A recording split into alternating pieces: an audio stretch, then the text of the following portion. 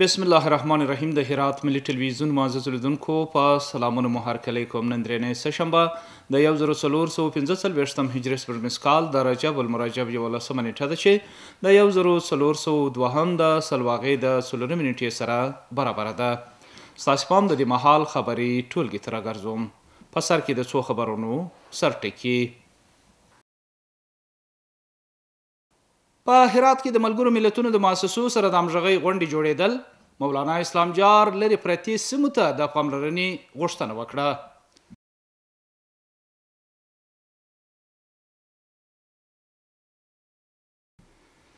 د حوزوي روغتون د کړنو څخه د ولایت سرپرست مرستیال لیدنه. په دې لیدنه کې د ډاکټرانو د زیار ستاینه وسوه.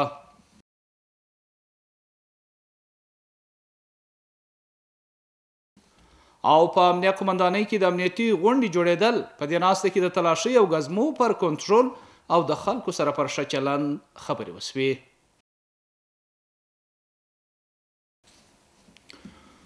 او اوس هم پام وکړئ بشپړ خبرونو ته. په هرات کې د ملګرو ملتونو د مؤسسو د دفترونو او نمایندګیو سره د همغږۍ لومړنۍ غونډه جوړه شوه.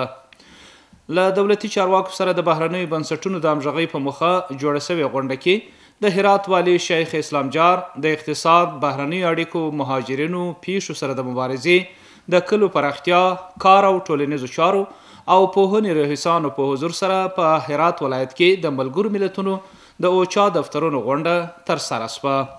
په دې کتنه کې د هرات والی شیخ اسلام جار د مرستو د ویش په بهیر کې پر عدالت او شفافیت ټینګار وکړ. د هرات والی دا راز د اوچا دفترونو استازو ته وویل چې د اقلیمي بدلون او وچکالۍ په پام کې نیولو سره د دغه ولایت د ولسوالیو لرې پرتو سیمو ته زیاته پاملرنه وشي. په دې کتنه کې په هرات کې د اوچا دفتر د انسجام مسؤلي اغلې سارا په دې غونډه کې خپل کاري فعالیتونه له مسؤلینو سره شریک کړل او خپل راتلونکي پلانونه یې هم څرګند کړه. دا راز د هیواد په لویدیځه حوزه کې د بشري ټولنو کلسترونو همغږۍ کوونکو هم خپل د کړنو رپورټونه شریک کړل. د هرات ولایت مرستیال تیر شپه د حوزوي روغتون څخه لیدنه او نظارت وکړ. د هرات ولایت سرپرست مرستیال حیات الله مهاجر فراهي د هرات حوزوي روغتون څخه د لیدنې او نظارت په ترڅ کې د ناروغانو عیادت وکړ او د ډاکټرانو او مراجعینو ستونزې وڅېړلې.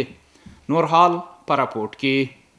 د شپې د لوري د حوزوي روغتون څخه د ولایت سرپرست مرستیال لیدنه. د دې لیدنې موخه عیادت د ناروغانو او د دې روغتون د چارو څېړنه بلل شوې ده. د هرات ولایت ویاند وایي سیمه ییز مسؤلین شپه او ورځ د خلکو د ستونزو د حل په لټه کې دي.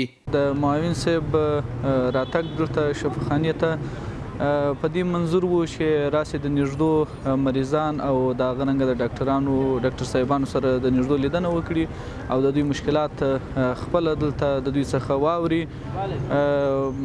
په ټوله کې دلته د شفاخانې د بیلابیلو څانګو څخه لیدنه وسوه او د دوی مشکلات وڅېړل سوه او نوټ سوه.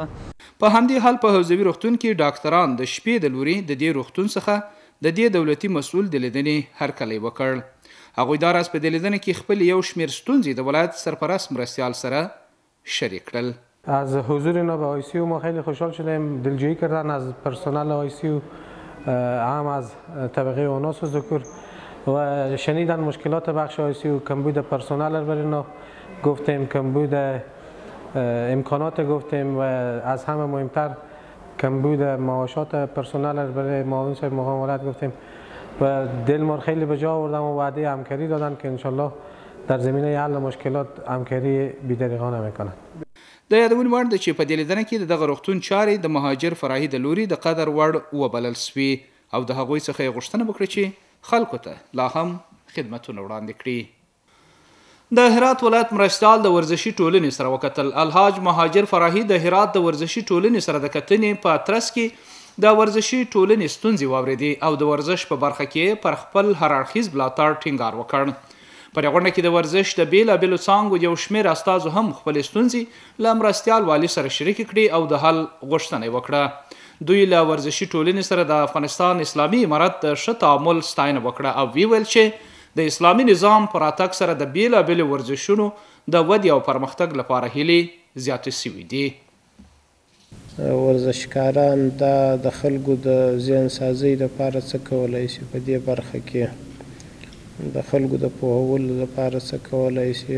همدا ډول که ځینې نورې برخې په ښار کې موږ او تاسو نور قشرونه په ښار کې لرو، د هغوی د ټولو قشرونو سره مجلس و ناسته و پاسته چې څومره خلک دي دلته من حیث د یو د ښار د یو اوسېدونکي د یو شهروند هغه مسؤلیت چې مثلا په نظام و په حکومتولۍ کې ما ته راجع کېږي که زه هغه خپل مسؤلیت ترسره کړم، یو رئیس صاحب ته یې هغه خپل مسؤلیت ترسره کړي، یو عادي وګړی حتی یو کراچیوان، یو دکاندار، یو ورزشکار، یو بل ورور چې هلته یي چې هغه خپل مسؤلیت ترسره کړي، یقینا بیا زموږ د جامعې او د ټولنې د پرمختګ سبب ګرځي. د هرات امنیه قمندان په مشرۍ د دغه څانګې منصوبینو او اړوندو حوزو آمرینو په ګډون امنیتي غونډه جوړه شوه. په دې غونډه کې د هرات امنیه قمندان حاجي یاسر د 15 حوزو د کړنو قدرداني وکړه او ګډونوالو ته د ښې همغږۍ په اړه لازمي لارښوونې وکړې. دا راز د امنیت امیر مولوي راز محمد مدثر څرګنده کړه چې ټول د حوزو آمرین دي د خپلو منصوبینو سره یوځای د تلاشي او ګزمو کنټرول وکړي ترڅو د امنیت ښه تامین او د خلکو سره د ښه چلند ډاډ ترلاسه سي. وروسته د حوزو آمرینو خپل فعالیتونه بیان کړه او ډاډ یې ورکړ چې د هرات شریفو خلکو ته به تر وس پورې ښه خدمتونه رسوي. د هرات د ګمرک چارواکي وایي چې په تیرو 3 میاشتو کې د هرات د ګمرک صادرات او واردات زیات شوي دي.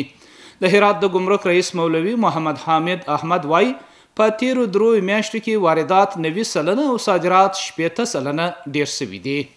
د هرات د ګمرک رئیس زیاتوي چې د دوی په صادراتو کې تر ډیره د سنتي ښارګوټي کورني تولیدات او کرنیز محصولات شامل دي چې د تیر کال د 3 میاشتو په پرتله ډیر شوي دي.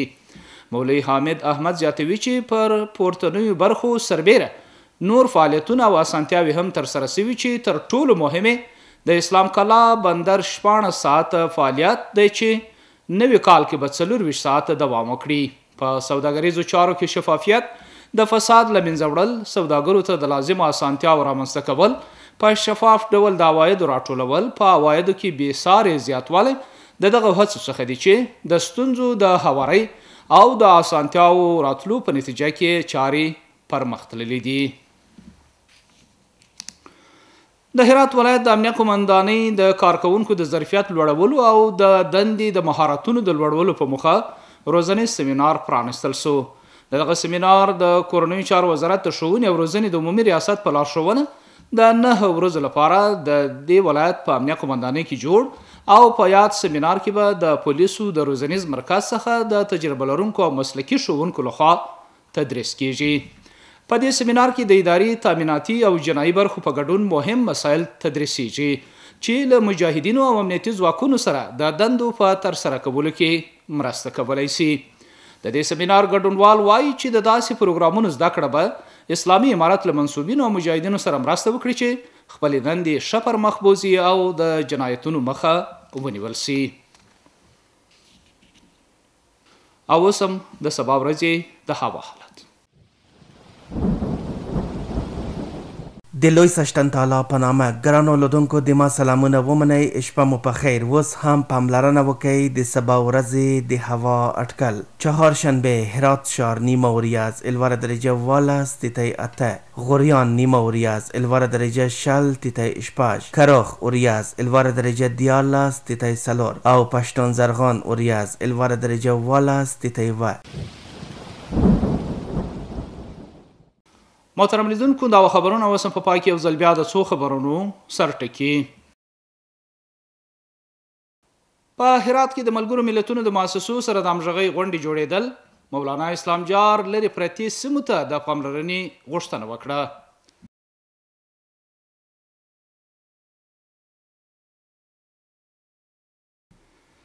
د حفظوي روغتون د کړنو څخه د ولایت سرپرست مرستیال لیدنه په دې لیدنه کې د ډاکټرانو د زیار ستاینه وشوه.